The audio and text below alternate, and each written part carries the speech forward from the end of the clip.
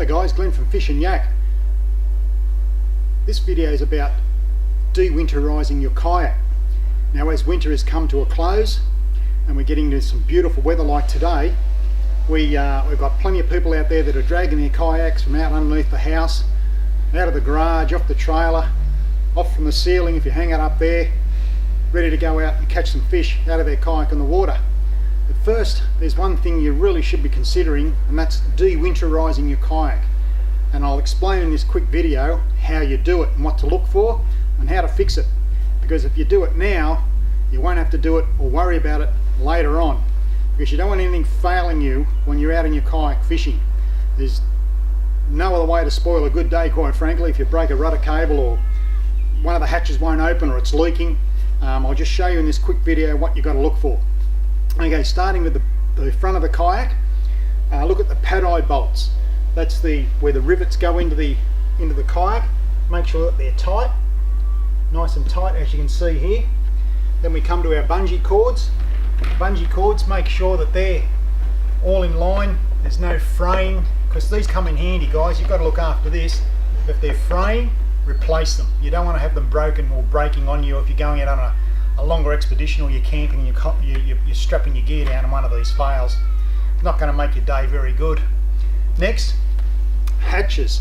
Hatches are very, very important. Naturally, they keep water out, away from your stuff that you've got stored. Now, a lot of people have trouble with these, and the reason being they don't clean the thread. You've got to clean the thread, make sure there's no dirt or any specks of sand in there, because what happens if there's specks of sand in the groove, it creates a gap, water gets in.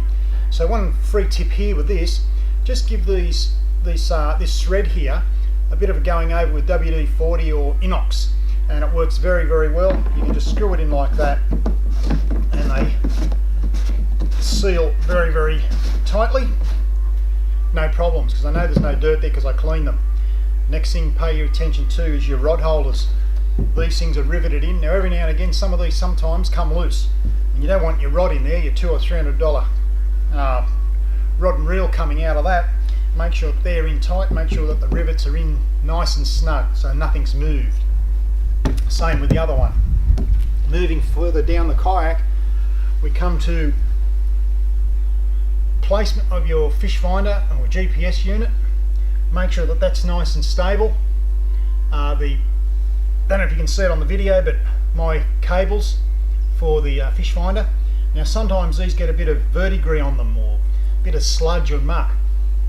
Don't go in there and spray with WD-40 or inox like a madman. Just get a toothbrush, slightly wet it with WD-40 or inox, and just clean them like that with a toothbrush. That way it'll keep your connections nice and tidy and nice and clean, and you won't have any problems. Next thing is rudders. Now this is a paddle kayak, it's not a Hobie. So basically what I have here is foot mounted rudder, right and left, as you can see. One thing you need to look for is your rudder cables. Make sure they're nice and tight.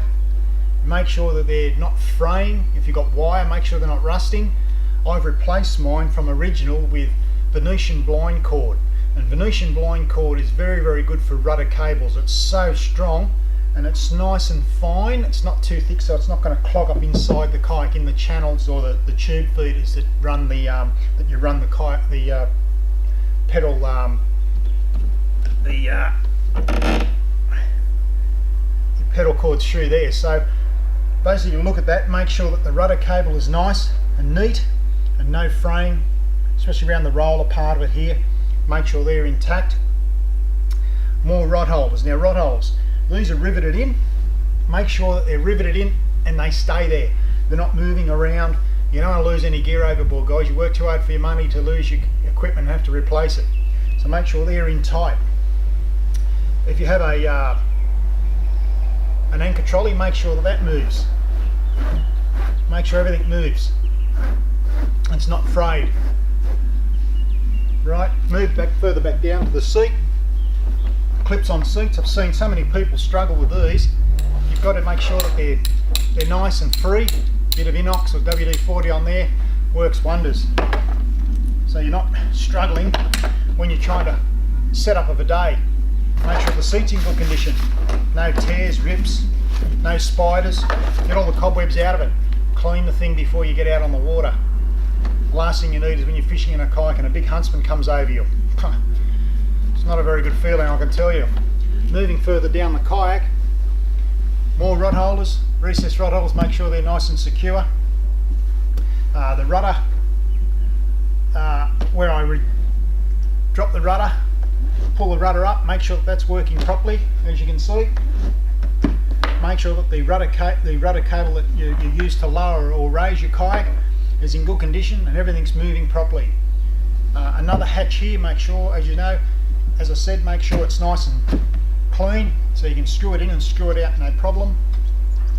Once again, you've got bungee cords, make sure they're nice and tight and there's no fraying in them. Make sure you look after those guys. Further back down again, we're coming to the rudder, the business end of it.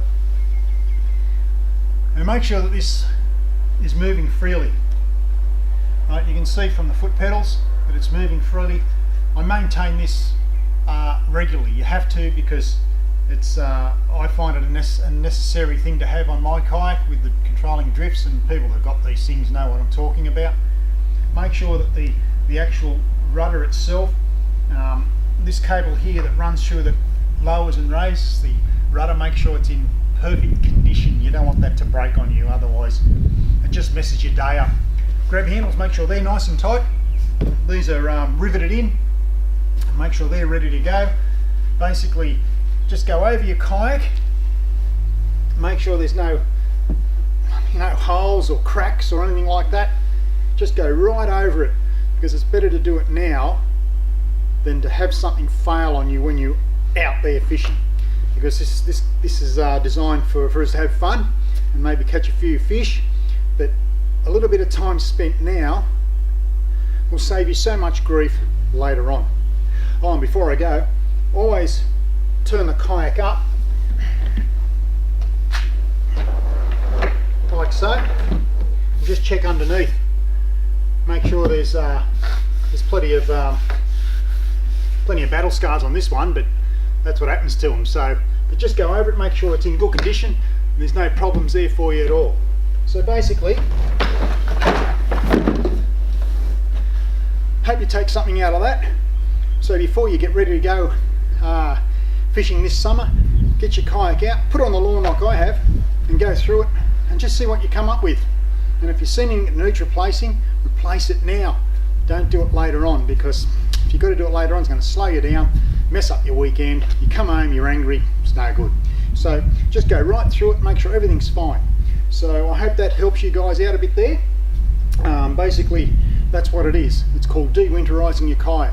Try it and you won't be disappointed once you get into the routine of doing it once, maybe twice a year.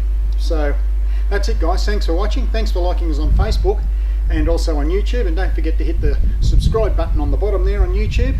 And until then, I'm Glenn Samuel. I'll catch you on the water. Bye for now.